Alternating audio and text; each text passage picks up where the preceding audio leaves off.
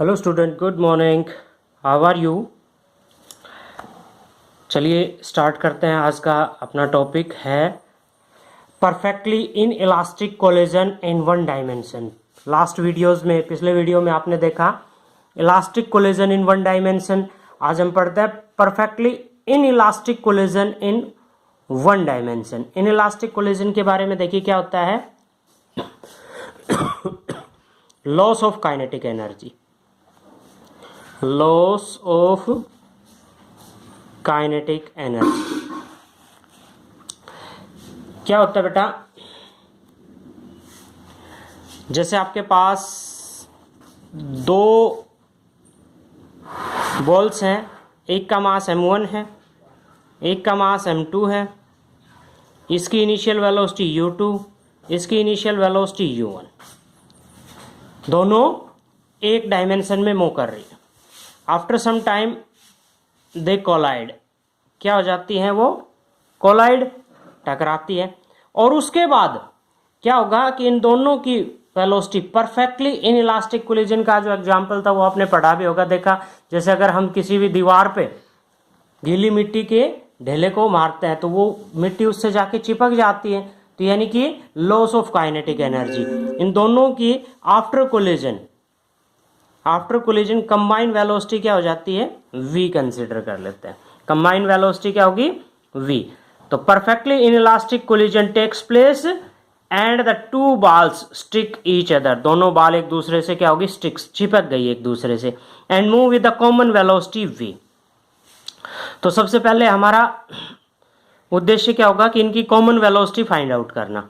Common velocity हम find out करते हैं तो इसके लिए अपने पास सबसे पहले हम अप्लाई करते हैं law of conservation of momentum. First step first, इसमें हम क्या करेंगे? इसमें हम अप्लाई करते हैं law of conservation of linear momentum.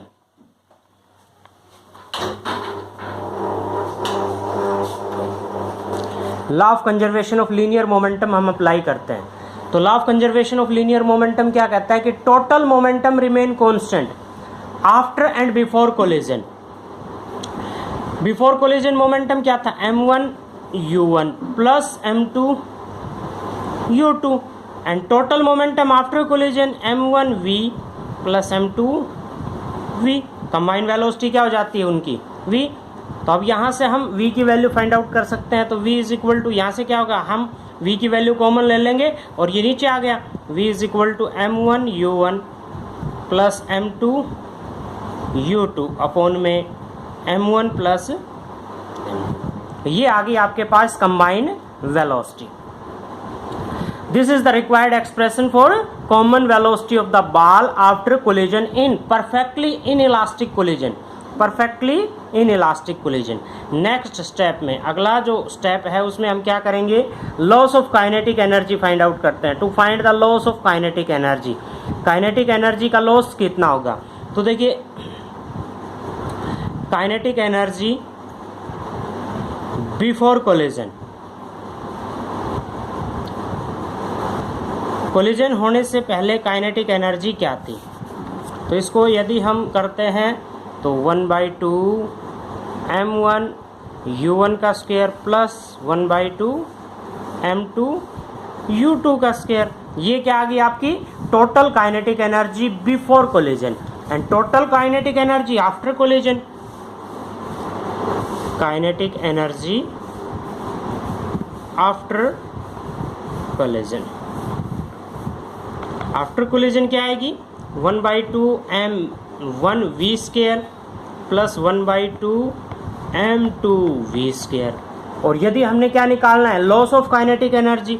तो loss of kinetic energy, kinetic energy का जब हम लॉस फाइंड आउट करते हैं तो कितना आएगा? इनिशियल काइनेटिक एनर्जी या kinetic energy before collision minus kinetic energy after collision. 1/2 m1 u1 का स्क्वायर प्लस 1/2 m2u2 का स्क्वायर माइनस इसमें से ये वाली आफ्टर कोलिजन माइनस कर देंगे 1/2 क्या आ गया 1/2 v स्क्वायर कॉमन ले लिया, अंदर क्या बच गया आपके पास m1 प्लस m2। इसको जब हम सोल्व करेंगे आपके पास टोटल काइनेटिक एनर्जी क्या आ जाएगी, loss of kinetic energy, total loss of kinetic energy. Final अपने पास रिजल्ट जो आएगा उसको हम किस तरह से देखिए, इसको जब सॉल्व करेंगे v की वैल्यू हम पुट कर देंगे, v की वैल्यू इस इक्वेशन के अंदर हम पुट कर देंगे तो लॉस ऑफ काइनेटिक एनर्जी कितना आ गया आपके पास, ये आएगा m1 m2 into u1 minus u2 का स्क्वायर अपॉन में 2m1 plus m2। Simply algebraically नियम अप्लाई करके सबसे पहले तो हम क्या करेंगे, अपने पास 1/2 इस कंप्लीट में से कॉमन ले लेंगे, 1/2 को हमने कॉमन ले लिया, यहाँ क्या बच गया m1u1 का स्क्वायर प्लस m2u2 का स्क्वायर। फिर यहाँ पे हम v की वैल्यू पुट कर देंगे, v की कौन सी वैल्यू, जो हमने पीछे निकाली थी ये वाली वैल्यू m1u1 प्लस m2u2, और इसका क्या करेंगे स्क्वायर, और अपॉन में m1 प्लस m2 इसका भी स्क्वायर कर देंगे।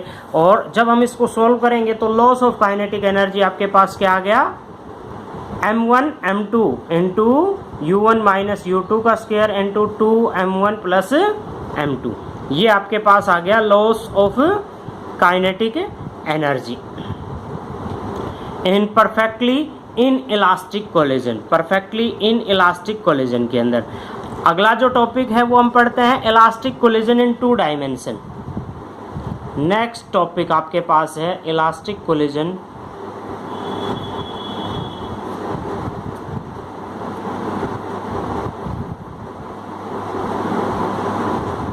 Elastic collision in 2 dimension.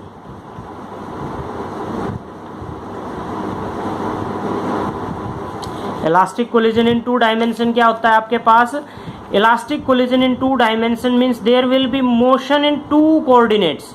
Motion किस में होगा, 2 कोऑर्डिनेट सिस्टम के अंदर। आफ्टर कोलिजन, कोलिजन होने के बाद, जैसे आपके पास मान लीजिए ये एक बॉल है जिसका मास m1 है, एक बॉल ये है जिसका मास m2 है, इसकी इनिशियल वेलोसिटी u1 है, इसकी इनिशियल वेलोसिटी u2 है, इनमें कोलिजन होता है। और कोलिजन होने के बाद देखो एक डायरेक्शन में ना आके ये क्या हो गए, जैसे कोलिजन होने के बाद एक बॉडी तो आपकी चली गई इस डायरेक्शन में, मान लीजिए m1 मास की बॉडी इस डायरेक्शन में और m2 मास की जो बॉडी है वो इस डायरेक्शन में, दोनों की इनिशियल डायरेक्शन ये थी, आफ्टर कोलिजन दोनों की डायरेक्शन जो है वो क्या होगी, चेंज। ठीक है, ये x एक्सिस ले लिया हमने और ये ले लिया हमने y एक्सिस, इधर भी हमने y एक्सिस कंसिडर कर लिया। तो इस सिचुएशन के अंदर हम क्या करेंगे, इनकी जो फाइनल वेलोसिटी है, जैसे इसकी फाइनल वेलोसिटी v1 होगी, इसकी v2 होगी। मान लीजिए ये इसके साथ में थीटा एंगल कंसिडर कर रहा है और ये वाली जो m2 बॉडी है ये y एक्सिस x एक्सिस के साथ में फाई एंगल क्रिएट कर रही है। इनकी वेलोसिटीज़ को 2 कंपोनेंट में हम रिजोल्व कर देंगे। 2 कंपोनेंट में जब रिजोल्व करेंगे तो आपके पास इधर क्या आ जाएगा v1 cos थीटा और इधर क्या आ जाएगा आपका v1 sin थीटा।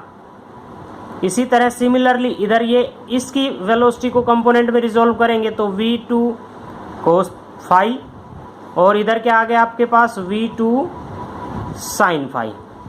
इस तरह से हमने इसको 2 कंपोनेंट्स में रिजोल्व कर लिया।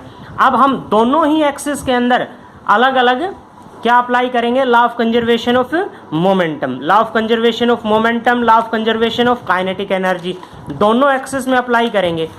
तो सबसे पहले हम law of conservation of momentum apply करते हैं किस में, आपके एक्स एक्सिस के अंदर, motion along X axis, apply applying law of conservation in x axis, x axis में अप्लाई करते हैं तो देखिए एक्स एक्सिस के अंदर आपका बिफोर कोलिजन, कोलिजन होने से पहले दोनों बॉडीज इसी डायरेक्शन में मूवमेंट कर रही थी, तो टोटल मोमेंटम बिफोर कोलिजन क्या हो जाएगा, m1 u1 plus m2 u2, and after collision, after collision कितना हो जाएगा, आफ्टर कोलिजन हम इसको इक्वल पुट करते हैं तो m1 और x एक्सिस में जो वेलोसिटी है वो क्या निकाली थी हमने, v1 cos theta plus m2 v2 cos phi, m2 v2 cos phi. तो इस तरह से हम क्या फाइंड आउट कर सकते हैं, अब देखिए applying law of conservation of linear momentum along X axis, तो हम क्या find, linear momentum along X axis before collision is equal to linear momentum after collision. और यदि ये मान के चले कि मान लीजिए एक बॉडी जो है वो रेस्ट पे थी, if u2 is equal to 0, यानी कि आपकी जो बॉडी B है जिसका मास m2 है वो इनिशियली रेस्ट पे थी, तो ये वाला जो पॉइंट है वो आपका क्या हो जाएगा 0, तो क्या हो गया आपके पास m1 u1 is equal to m1 v1 cos theta plus m2 v2 cos phi. Okay, इसी तरह से अलोंग y एक्सिस हम फाइंड आउट कर सकते हैं। सिमिलरली y एक्सिस में हम फाइंड आउट करेंगे तो देखिए क्या होगा, total momentum before collision, before collision तो दोनों बॉडी किस डायरेक्शन में मूवमेंट कर रही थी, x एक्सिस में, तो टोटल मोमेंटम बिफोर कोलिजन क्या हो जाएगा 0, टोटल मोमेंटम बिफोर कोलिजन क्या हो गया आपके पास 0, क्योंकि बॉडीज किस डायरेक्शन में मूवमेंट कर रही थी आपकी ओनली x एक्सिस में, बट आफ्टर कोलिजन उनकी m1 v1 sine theta, y axis के अलोंग वेलोसिटी क्या होगी v1 साइन थीटा, और दूसरे की m2 v2 sine phi. Okay, तो यहाँ से हम फाइंड आउट कर सकते हैं किसी भी वेलोसिटीज को। अगला जो केस आता है स्टेप 2, जिसमें अप्लाइंग